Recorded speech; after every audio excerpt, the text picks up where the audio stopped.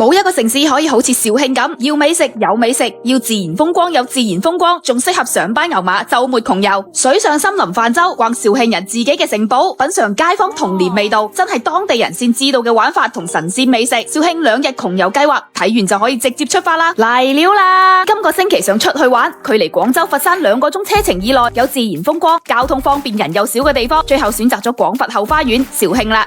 午飯我哋就嚟到咗華英市場嘅仿記牛雜，呢一間係30年老字號，10個肇慶人11個都食過，1到2蚊嘅價錢真係刷新我嘅消費觀，分量仲超級足添。隔籬嘅長興甜品都係肇慶學生哥嘅心頭好，好推薦豆腐花混芝麻糊，雙重嫩滑布擊。趁住天氣好，我哋直奔肇慶版愛麗斯頓大學廣工商，據說係唔使錢就可以影出國外大片嘅地方，真係非常之有出國嘅 feel 啊！